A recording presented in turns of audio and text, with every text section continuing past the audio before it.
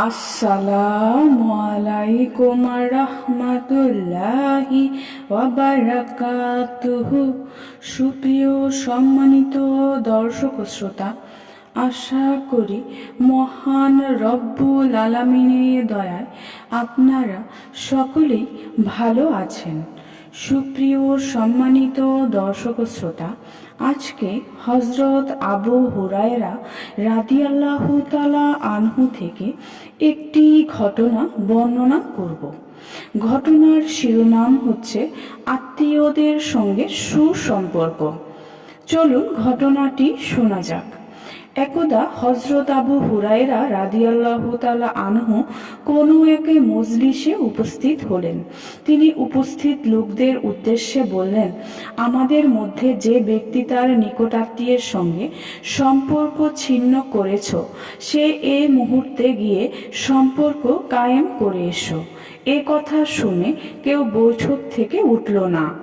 তিনি পুনরায় বললেন, আমাদের মধ্যে যে ব্যক্তি তার আত্মীয়র সঙ্গে সম্পর্ক ছিন্ন করেছ, সে এখনই তা পুনরুদ্ধার করো। দ্বিতীয়বারও কেউ উঠল না। তিনি তৃতীয়বারও একই কথা বললে বৈঠকে উপস্থিতিদের মধ্য থেকে এক যুবক উঠে চলে গেল। এই যুবক 2 বছর যাবৎ আপন ফুপুর সঙ্গে সম্পর্ক ছিন্ন করে আছে। সে সরাসরি ফুপুর কাছে পৌঁছে গেল। ফুপু তাকে জিজ্ঞেস করল, তুমি এখানে কিভাবে এলে? যুবক বলল, হজরত আবু হুরায়রা রাদিয়াল্লাহু তাআলা আনহুর কাছ থেকে এমন শুনেছি। ফুপু বললেন, যাও তাকে জিজ্ঞেস করো এ কথা তিনি কেন বলেছেন। কথা মতো যুবক হজরত আবু হুরায়রা রাদিয়াল্লাহু তাআলা আনহুর কাছে এসে বলল, আপনি এসব কথা কেন বললেন?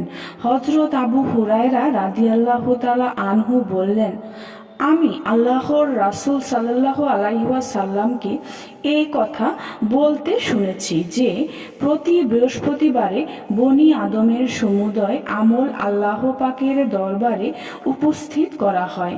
যে ব্যক্তি কোনো আত্মীয়ের সঙ্গে সম্পর্ক ছিন্ন করে, তার কোনো আমল কবুল করা হয় না।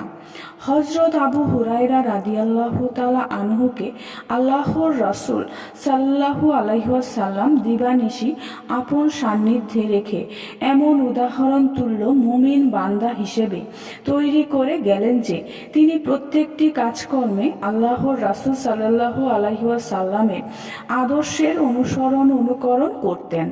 ইবাদতের মধ্যেও আল্লাহর রাসূল সাল্লাল্লাহু আলাইহি ওয়াসাল্লামের পদাঙ্ক অনুসরণ করতেন। এমনকি মুআমালাত, আখলাক ও মুআশারাত তথা পারস্পরিক আচার আচরণ, লেনদেন ও উঠা বসার মাঝেও অক্ষরে অক্ষরে আল্লাহর রাসূল সাল্লাল্লাহু আলাইহি ওয়াসাল্লামের বাণী ও উপদেশ মোতাবেক চলতেন ও তার ইত্তেবা করতেন। সঙ্গে সঙ্গে লোকদেরও সে মোতাবেক চলতে অনুপ্রাণিত করতেন। কাউকে সুন্নতের বিপরীত কোনো কাজ করতে দেখলে তৎক্ষণাৎ বাধা প্রদান করতেন এবং সে ব্যাপারে আল্লাহর রাসূল সাল্লাল্লাহু আলাইহি ওয়াসাল্লামের মুখ নিশ্চিত বাণী শোনাতেন।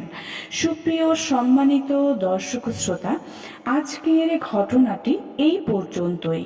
ঘটনাটি যদি ভালো লেগে থাকে অবশ্যই চ্যানেলটি সাবস্ক্রাইব করবেন, লাইক করবেন, কমেন্ট করবেন এবং বেশি বেশি শেয়ার করে দিবেন। সবাই ভালো থাকবেন। আল্লাহ হাফেজ।